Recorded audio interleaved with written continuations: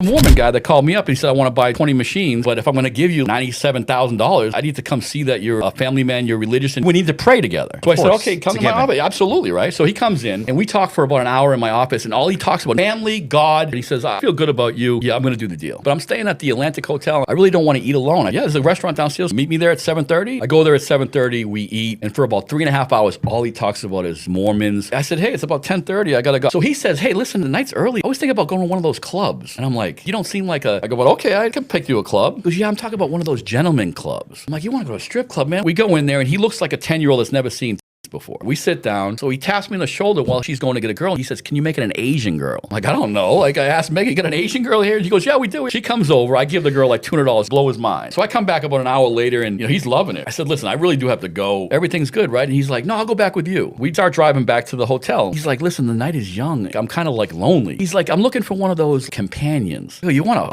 hooker? You want to... Right. He's like, yeah, I think that's what they're called. So I know a guy named Joey. So I called Joey up. I got a client here. He's at the Atlantic Hotel. He's at room number, what is it? Can you get a girl to come up? And he taps me on the shoulder again. Asian girl. He says Asian. So he says, I have an Asian girl. She can be there like 20 minutes. Great. I'm dropping the guy off. I leave there and I'm going back home, and I'm almost 2 minutes from the house and my phone starts blowing up. Pick it up. I say, hello. And it's Joey. And Joey says, you know who I am? I could kill you or kill him, man. What are you doing there? This guy just punched my girl in the back of the head and called her a...